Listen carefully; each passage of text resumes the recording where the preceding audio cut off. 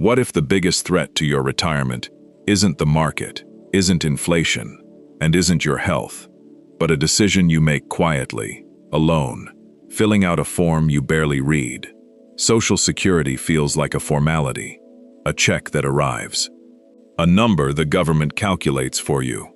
Most men treat it the way they treat a stop sign, something to acknowledge briefly and move past without much thought. But some of the costliest financial mistakes a senior man ever makes are not made in casinos or stock markets.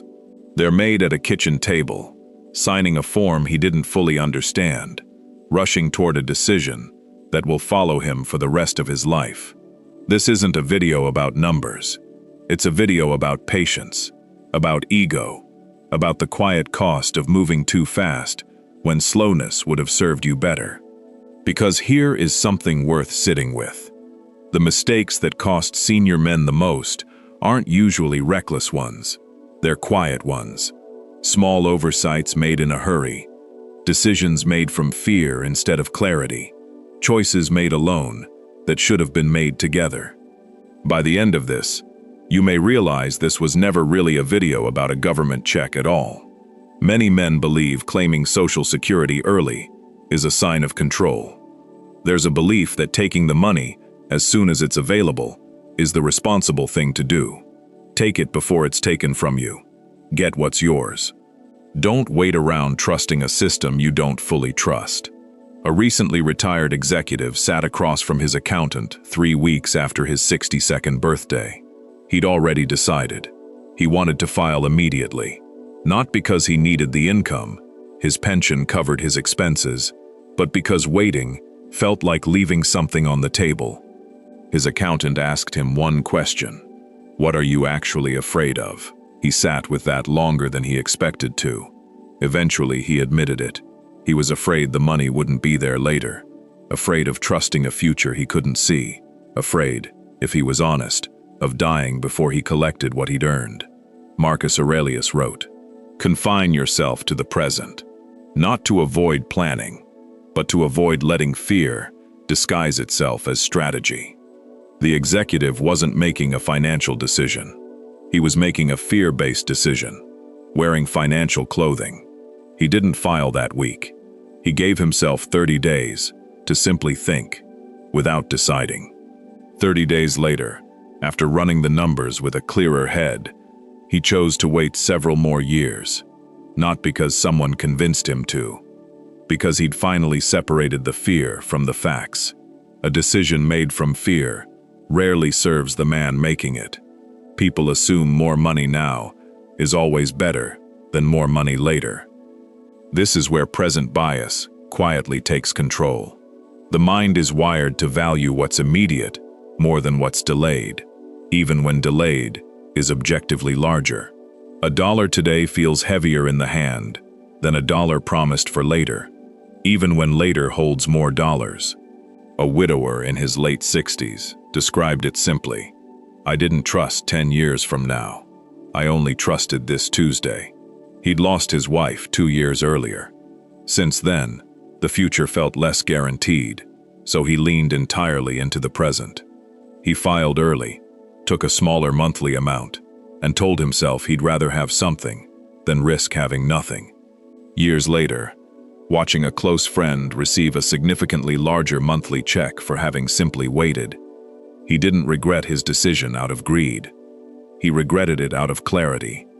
Clarity he hadn't allowed himself back then, when grief was steering more than logic was. Seneca warned, "We suffer more in imagination than in reality." The widower's fear of losing the future caused him to shrink it before it even arrived. Grief has a way of making a man want to hold everything tightly, including money, because so much else has already slipped through his hands. But financial decisions made in the middle of grief are rarely decisions at all. They're reactions, and reactions, however understandable, are not the same as wisdom. This isn't about right or wrong choices. It's about making the choice with a clear mind, not a frightened one. Sometimes the wisest thing a man can do after a loss is delay every major decision he can. until the fog has genuinely lifted. The wisest decisions are rarely made while running from a feeling. Many senior men think asking for help with this decision is a weakness. There's a quiet pride in senior men that says, "I've managed money my whole life. I don't need someone walking me through a government form." A grandfather in his early 70s filed for benefits the same week he retired, refusing to consult anyone. Not a financial advisor, not his own adult children, not even his wife. He didn't want to appear uncertain. He wanted to appear decisive, the way he'd been decisive his entire career. 2 years later, his daughter, an accountant herself, reviewed his paperwork and gently pointed out that a different filing strategy involving spousal timing could have meant thousands more over the years, for both him and his wife. He wasn't angry. He was quiet for a long moment, then said something his daughter never forgot. "I spent 40 years making decisions, so no one had to take care of me. I forgot that letting someone help isn't the same as being taken care of." That sentence stayed with her longer than the money ever would have. Epictetus taught, "It is the act of an ill-instructed man to blame others for his own bad condition, but it's also the act of a wise one to recognize, without shame, where his own knowledge ends." A man who built a career, raised a family, and provided for decades doesn't lose respect by admitting there's a form he doesn't fully understand. He gains something more valuable: accuracy. Strength isn't knowing everything. Strength is knowing what you don't know, and asking anyway, without letting your pride write a check your knowledge can't cash. The strongest men aren't the ones who never ask questions.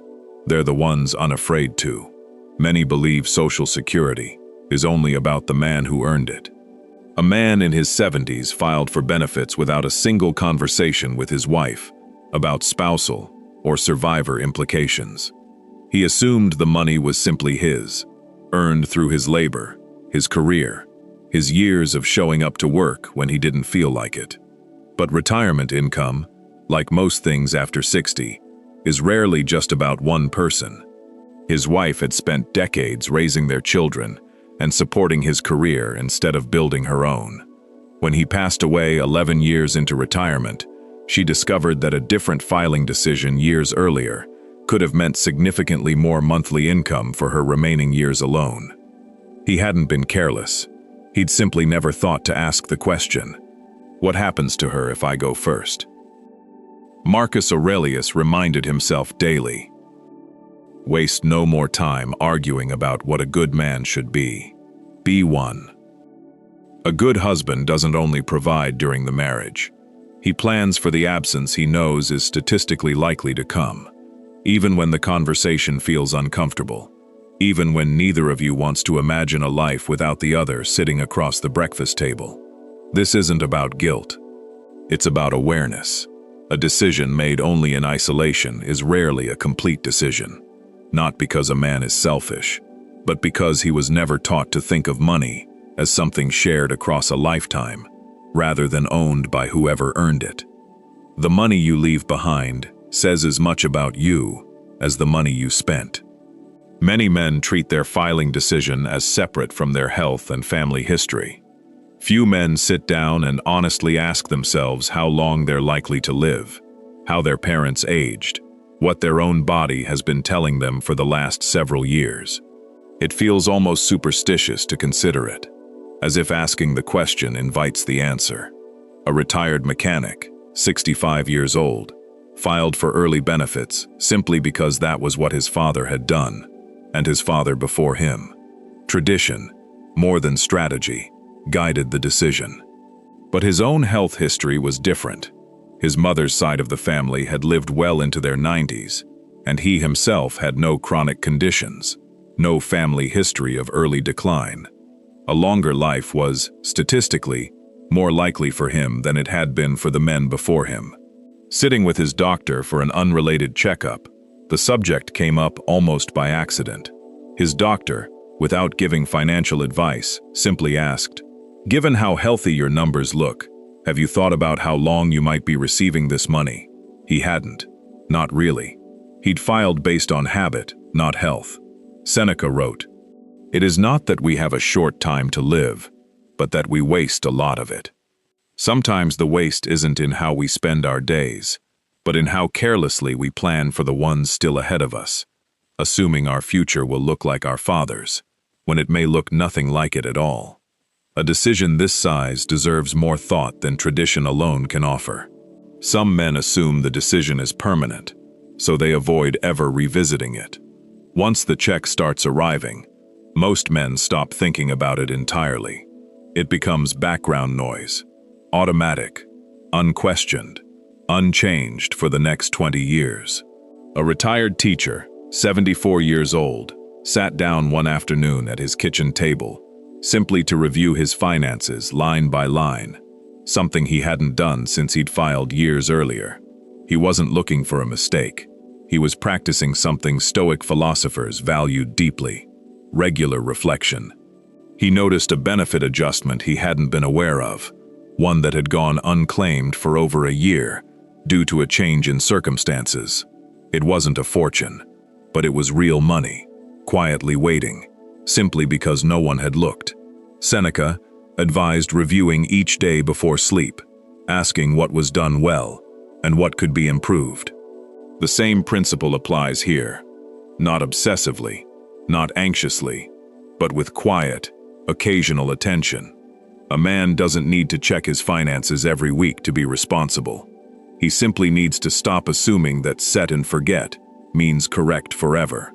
Financial peace doesn't come from never thinking about money again.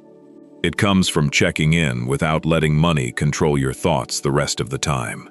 A wise man doesn't ignore his finances. He simply refuses to be ruled by them. Retirement income feels like the finish line, but it's actually just the beginning of a new discipline. This is where the deeper truth begins to surface. This video was never really about social security. It was about patience versus fear. It was about pride versus wisdom. It was about the difference between deciding quickly to feel in control and deciding carefully to actually be in control. A senior man's relationship with his retirement income reveals something deeper than arithmetic. It reveals how he relates to uncertainty, how much he trusts the future, how willing he is to slow down long enough to make a decision that will outlast the moment he made it in. Every mistake in this video shares the same root: fear disguised as urgency, pride disguised as independence, isolation disguised as strength, habit disguised as strategy. None of these men were foolish. They were simply human, moving at the speed most of us move at, until something, or someone, asked them to slow down. The wealthiest senior men aren't always the ones with the most zeros on a statement.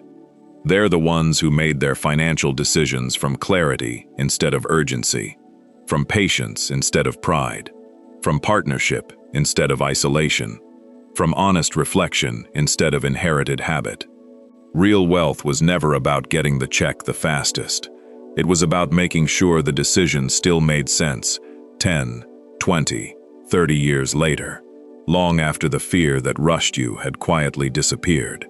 This is what it means to spend the second half of your life differently than the first. In your working years, speed was often rewarded. Quick decisions, fast execution, decisive leadership. But retirement asks something different of a man. It asks him to slow down long enough to get the important things right, because there are fewer chances left to correct course. So we return to where we began. What if the biggest threat to your retirement isn't the market, isn't inflation, isn't even the government, but the speed at which fear convinces you to decide? A wise senior man doesn't need to rush toward certainty. He's lived long enough to know that certainty was never guaranteed in the first place. Only patience, only clarity, only the willingness to slow down long enough to choose well. You've spent a lifetime earning what's yours. Now spend a little more time deciding how to receive it wisely. True wealth in retirement was never only measured in the size of a check. It was measured in the peace you feel signing your name to a decision you actually understood, in the partnership you built by including the people who share your life in the choices that affect them too, in the humility to ask a question instead of guessing, in the discipline to revisit a decision rather than assume it was perfect the day you made it. If this reflection meant something to you, take a moment to like this video and subscribe to Senior Stoic Wealth. We publish new reflections for men who are done chasing and ready to live wisely. What is one financial decision you rushed into that you wish you'd slowed down for? Share it in the comments. Someone else reading it may need to hear exactly what you learned, and you may find that the lesson you're carrying is worth more to someone else than it ever cost you. Seek wisdom, protect your peace, leave a legacy,